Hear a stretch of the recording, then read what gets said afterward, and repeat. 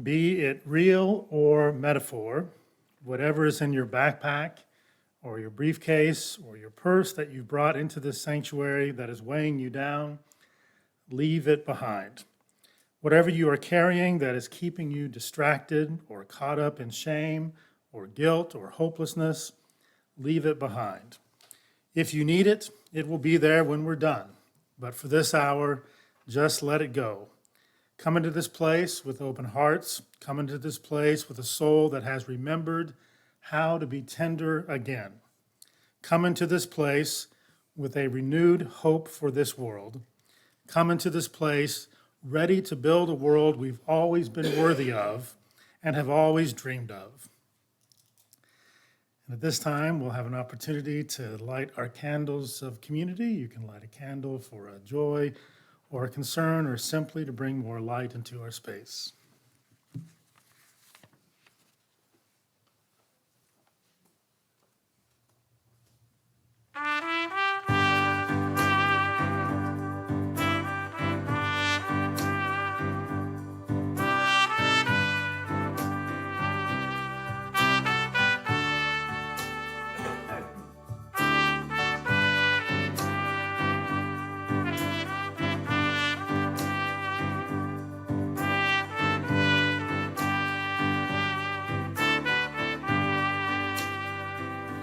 Love will guide us, peace has tried us, hope inside us will lead the way on the road from greed to giving. Love will guide us through the hard night.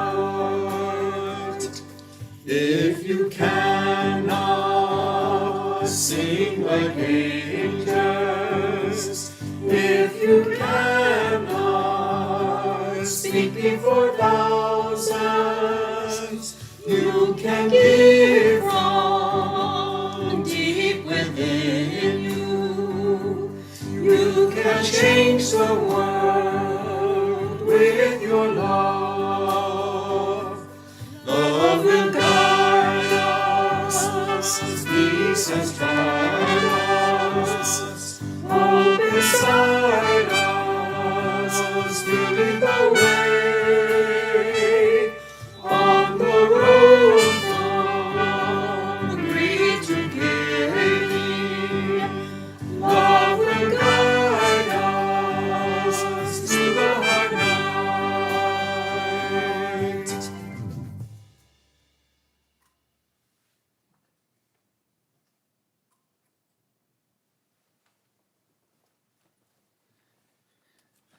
Let us stand in body or spirit for the lighting of our chalice and our spoken affirmation.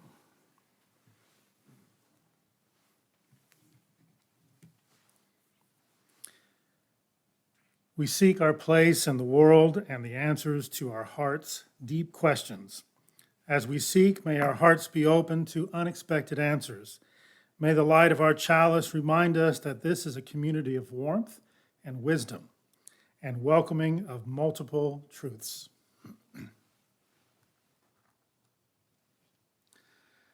Let us join together in our spoken affirmation. Love is the spirit of this church, and service is its law. This is our great covenant, to dwell together in peace, to seek the truth and freedom, and to help one another. You may be seated. Our opening thought comes from Neil Gaiman from his work, American Gods. Religions are, by definition, metaphors. After all, God is a dream, a hope, a woman, an ironist, a father, a city, a house of many rooms, a watchmaker who left his prize chronometer in the desert, someone who loves you, even perhaps against all evidence, a celestial being whose only interest is to make sure your football team, army, business, or marriage thrives, prospers, and triumphs over all opposition. Religions are places to stand and look and act vantage points from which to view the world.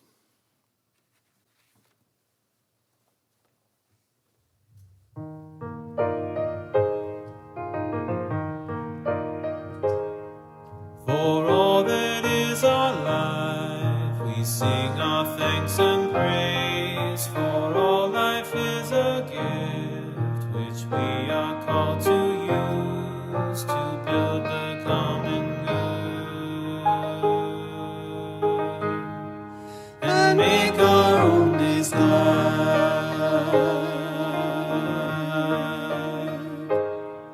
For needs which others serve, for services we give, for work and its rewards, for hours of rest and love, we come with praise and thanks. For all that is our life,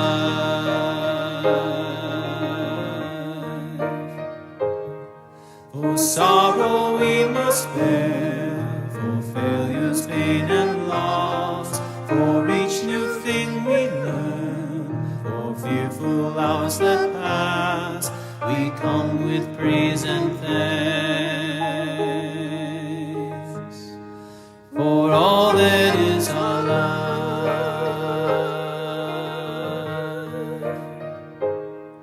for all that is our life, we sing our thanks and praise. For all life is a gift which we are called to use to build the common good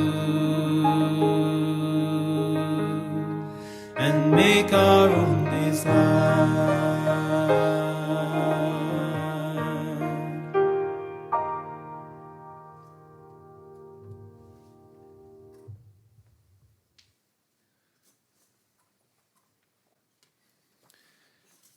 Our next reading is from Joseph Campbell, from The Power of the Myth. Mythology is not a lie. Mythology is poetry. It is metaphorical. It has been well said that mythology is the penultimate truth. Penultimate because the ultimate cannot be put into words. It is beyond words, beyond images, beyond that bounding rim of the Buddhist wheel of becoming. Mythology pitches the mind beyond that rim to what can be known but not told. Let us join together in some moments of meditation. Breathing in, breathing out.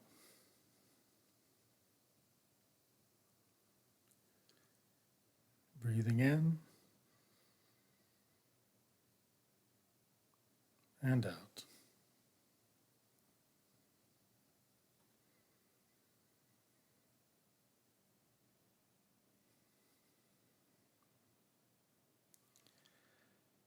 As we attempt to walk responsibly on this planet, we need perspective. If we hope to make a difference, we need a place from which to act.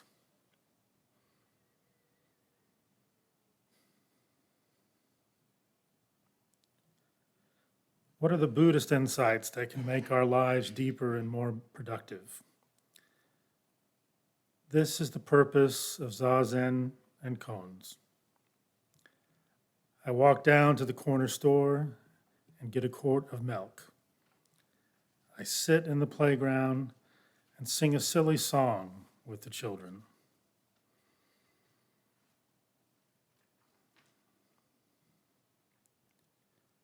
The point is to return. To find our depth is to return to daily life. We wander the world to find that wisdom is always here.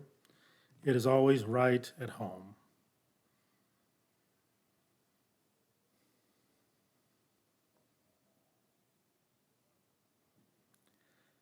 This is the secret of the Zen way.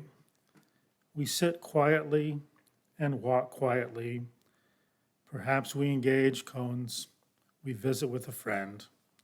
To sit on a hillside with the rivers and the earth, the grasses and the trees, and enjoy that full round moon shining overhead. It is the fullness of Zen, and indeed the fullness of our humanity.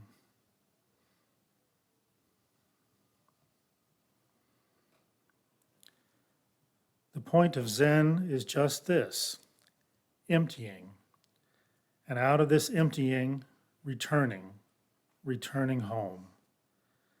Our personal identities are exactly identical with the great emptiness.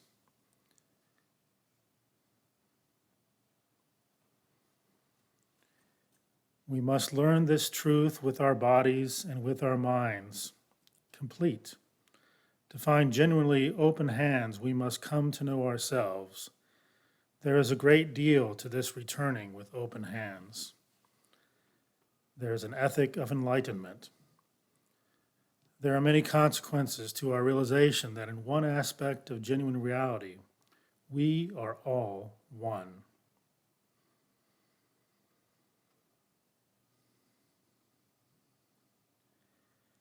When we truly attend, we may discover some of how it can be done profitably.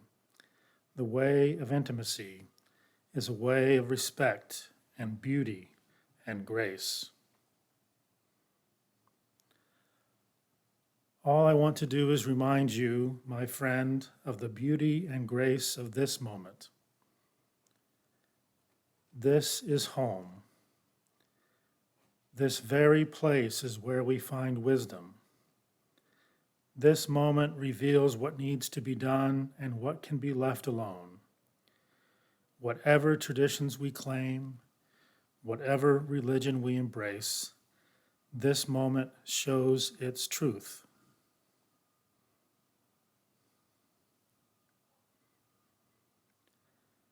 This right here and now moment is the great play of existence, of life and death, of all that was and is and shall be.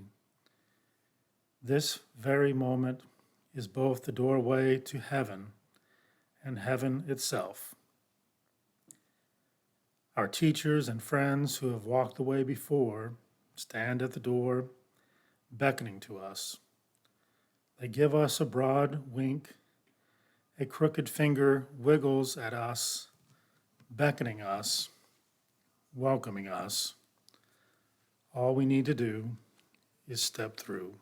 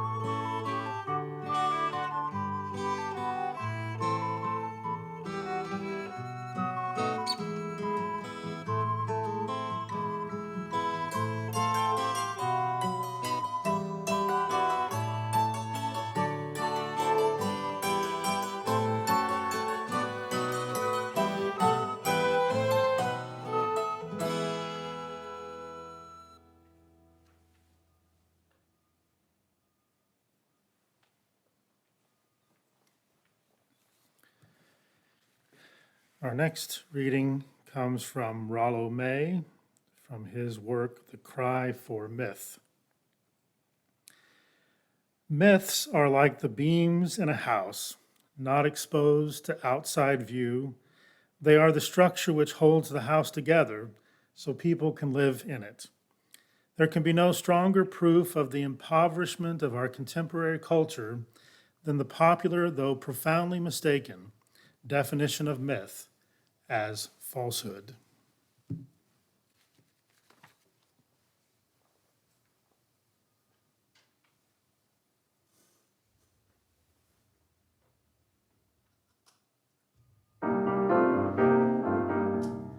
We are building a new way. We are building a new way. We are building a new way, feeling stronger every day. We are building a new way. We are working to be free. We are working to be free. We are working to be free, free of hate, greed, and jealousy. We are working to be free. We can feed our every need. We can feed our every need. We can feed our every need. Start with love, that is the seed. We can feed our every need. Peace and freedom is our cry. Peace and freedom, that is our cry. Peace and freedom is our cry. Without these, this world would die. Peace and freedom is our cry.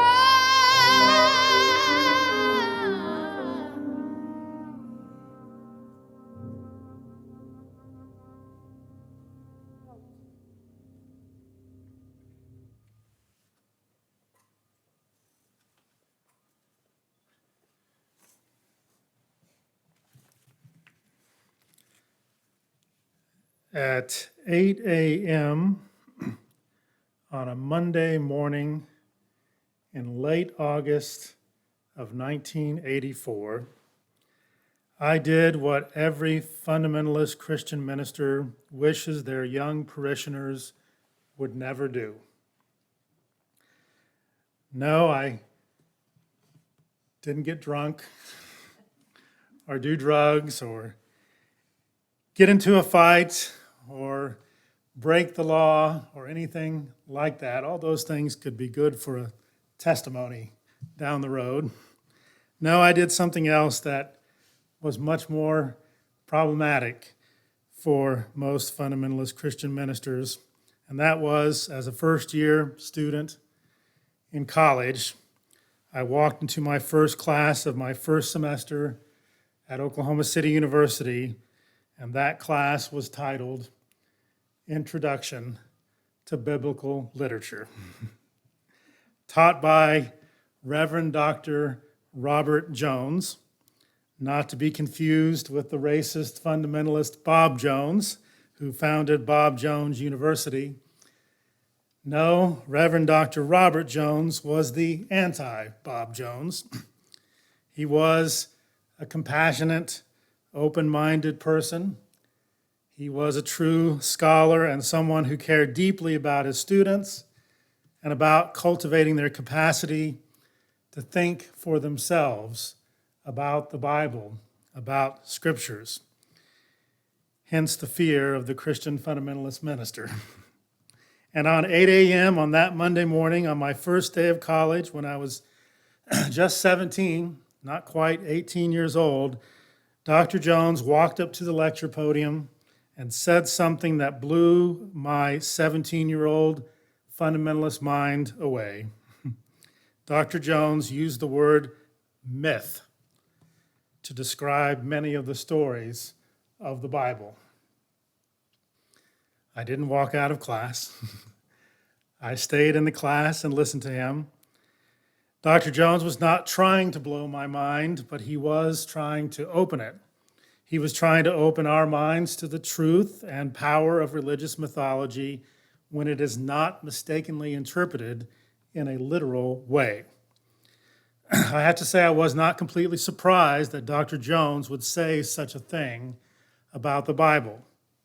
My fundamentalist mentors in high school had encouraged me to attend Oral Roberts University rather than Oklahoma City University, and they had warned me about all the heresies I would encounter in the School of Religion at Oklahoma City University, and they encouraged me to hold fast, to hold the faith, to keep the faith, and hold fast to their literal interpretations of the Bible and to the infallibility of the Scriptures.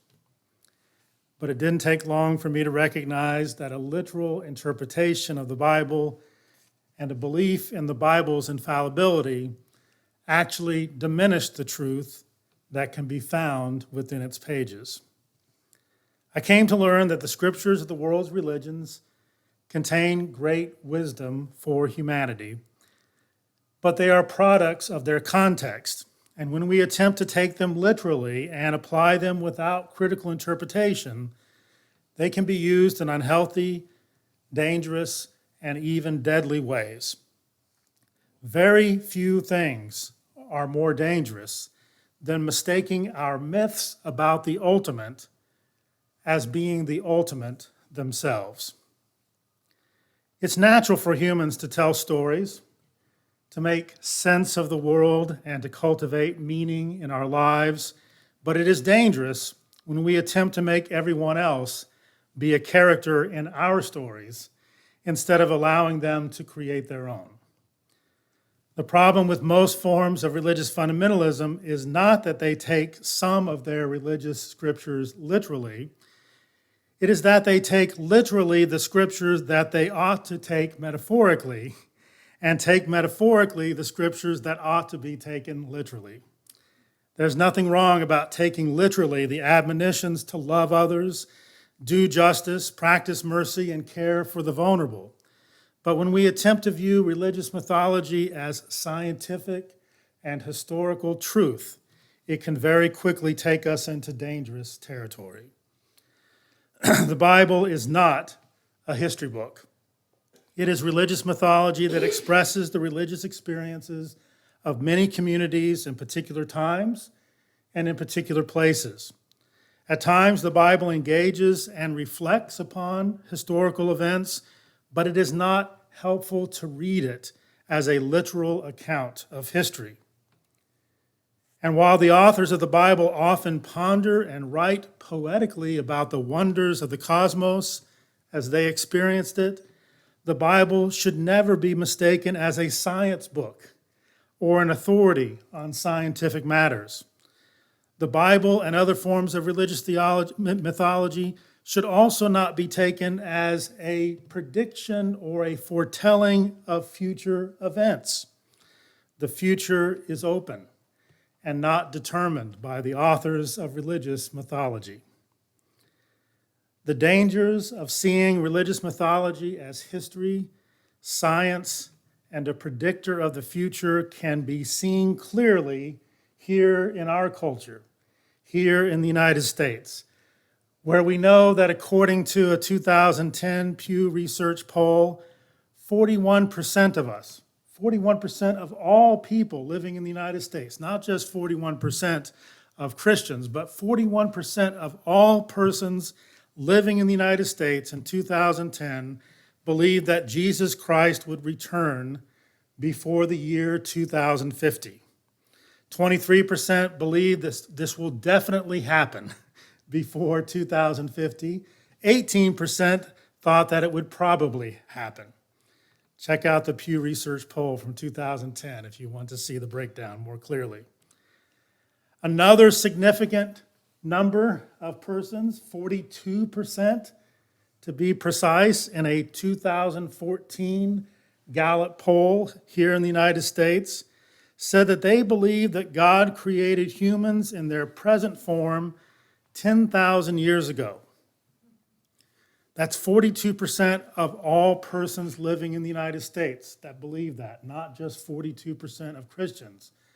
42% of all persons living in the United States in 2014 believe that God created us in our present form about 10,000 years ago. And that statistic has held steady for nearly 3 decades, 42%. 41% and 42%.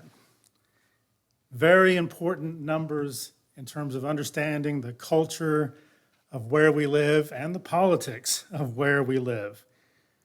Views on climate change, international affairs, especially our relationship to Israel, science in general, women's reproductive rights, LGBTQ rights, and long-term sustainability are all influenced by where one stands in relation to the questions about the return of Christ and evolutionary theory. Why be concerned about climate change and sustainability if one truly believes that Christ is going to return in 2050? Why have any coherent international agenda other than supporting Israel if one truly believes Christ will return by 2050? Why develop any policies for long-term sustainability if one truly believes that Christ will return by 2050? Why would persons listen to climate scientists and environmental scientists when they already have a bias against science that is telling them their views about creation are wrong? Why work for women's rights and LGBTQ rights when the worldview that makes you believe that Christ will return by 2050 and also that humans have only existed for 10,000 years also tells you that women should submit and LGBTQ persons are sinners? If one believes that the earth as we know it will end by 2050 and that we have only been here on this planet for about 10,000 years in our present form, this has a profound effect on one's worldview and political outlook. Those are just some examples of the dangers of taking religious mythology literally and how deadly that outlook can become. One of the most important things that we as humanity can do to ensure the creation of a sane, just, peaceful, and sustainable future is to give up any attachment to religious mythology as literal truth. Not to give up religious mythology, but to give up our attachment to religious mythology as literal truth and begin to see the deeper truths and the deeper meaning to which religious mythology is pointing. Religious myths are not inherently false. They are not inherently false. They have truth within them, but they become false, and they become dangerous, and they become deadly when we take them literally. May we not diminish their power, truth, and meaning by doing so. And at this time, we have an opportunity for our giving. You may give here at the table, and there's also opportunities to give online.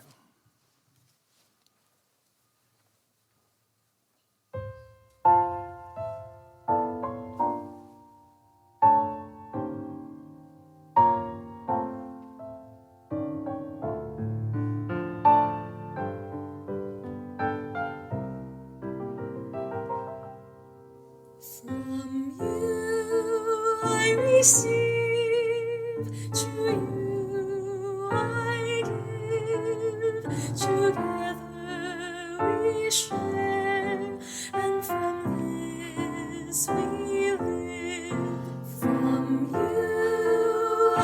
receive, to you I give. Together we share, and from this we live.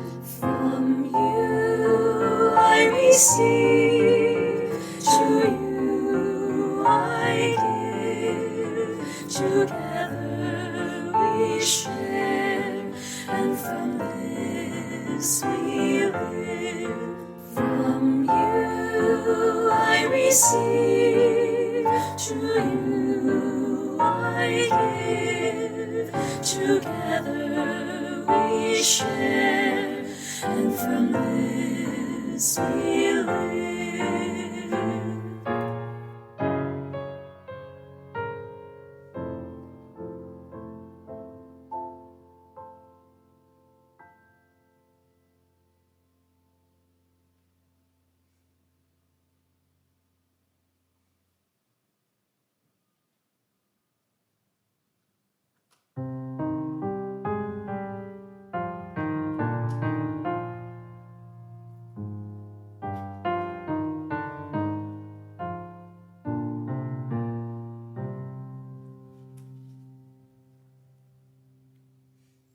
We forgive ourselves and each other. We begin again in love.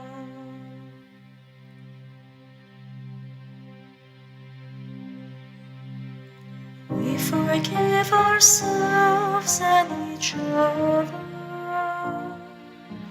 We begin again in love.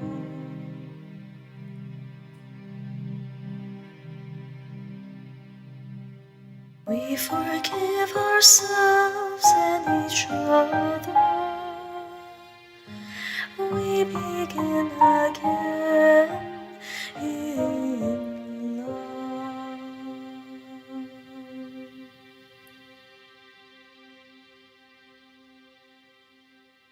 We forgive ourselves and each other. We begin again in love.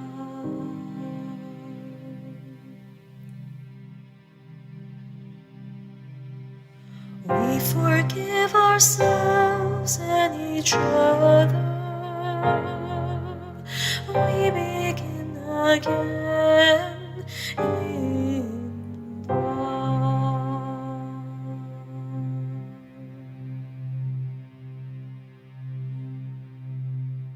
We forgive ourselves and each other.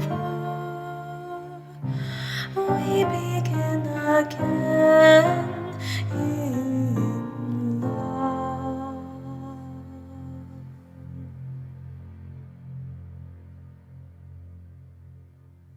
We forgive ourselves and each other. We begin again in love.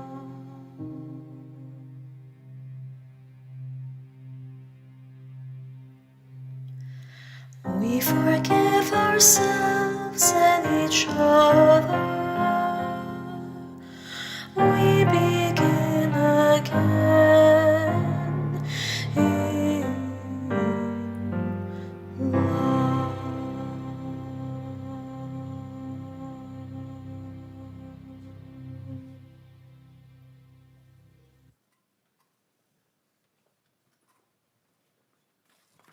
Let us stand together in body or spirit for our parting thought and the extinguishing of the chalice. Our parting thought comes from Madeleine Langlais, who writes, "When we lose our myths, we lose our place in the universe."